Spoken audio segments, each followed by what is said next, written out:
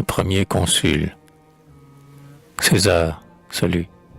Voici les faisceaux consulaires, la foule, les licteurs, les haches populaires, sous le fouet triomphal, les quadrilles fumants. Les consuls à l'œil fauve, oh, depuis 2000 ans, que la tombe a bien su rajeunir l'esclavage et refaire ton œuvre et ton blême visage. Les vers filent-ils donc aux morts dans le tombeau, des fois leur pourpre d'œuvre, et quand ton lourd manteau, des eaux du Rubicon et ruisselant encore, comment as-tu quitté ton sépulcre sonore? Et comment sur ton front, au soleil de Lodi, la couronne de chêne a-t-elle reverdi? Pour entraîner ton char en sa nouvelle ornière, combien de nations, sous ta verge guerrière, veux-tu tenir en bride? À laquelle d'abord veux-tu mettre aujourd'hui la selle et le frein d'or? Et quand ton fouet conduit le quadrige du monde, quel état croupira sur sa litière immonde? Peuple gladiateur, désennuyé César, il vient, accourez tous au devant de son char. Criez pour achever ces plaisirs qui vous tuent. Les peuples vont mourir, les peuples te saluent. Avec grâce tombez dans le cirque à ses pieds. César vous sourira, vos jours seront payés. Et comme dans les bois d'une aile matinale, quand le faucon s'élance en sa chasse royale, la couleuvre repue, endormie au soleil, trop tard cherche en rampant son gîte à son réveil. Ainsi, dès qu'au matin l'aiglon quitta son air, sentant sous son duvet la serre consulaire, le monde a dit, voici l'oiseau du Rubicon. Et le taureau gaulois a connu l'aiguillon.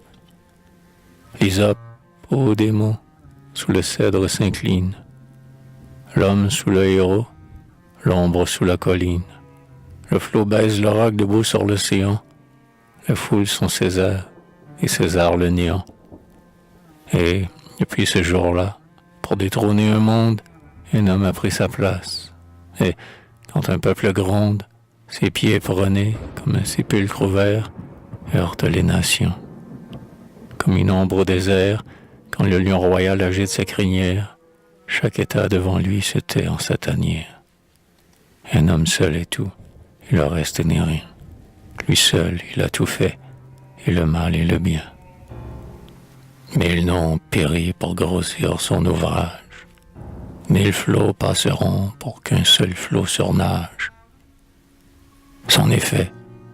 Un seul homme a, pendant leur sommeil, des peuples usurpé la place à leur soleil.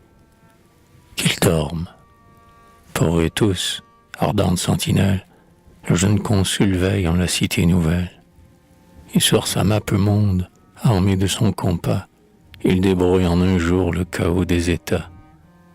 Où, penché sur son globe, il rapproche à sa guise du rivage hurlant qu'un océan divise.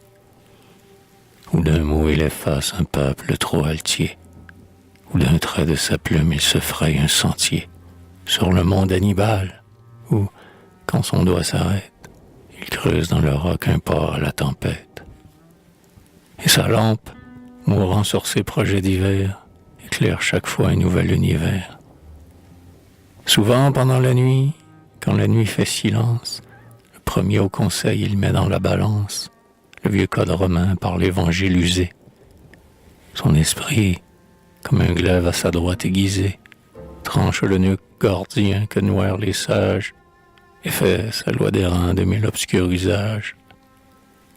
Et les vieillards disaient, il nous surpasse tous, d'où lui vient sa sagesse. Il n'a pas comme nous des siècles coutumiers, épousant les coutumes, jour et nuit retourner leur gothique volume. Nos fils sont de son âge, et son doigt frémissant jamais n'a feuilleté que son livre de sang. Ainsi tous le craignaient, du breuvage qu'il aime. En son vase emmiellé, Dieu l'enivrait lui-même. Les peuples le suivaient en caressant leurs freins. Il était calme et fort, et sur son front serein, la couronne de plomb sacrée à Sainte-Hélène n'effeuillait pas alors la couronne de chêne.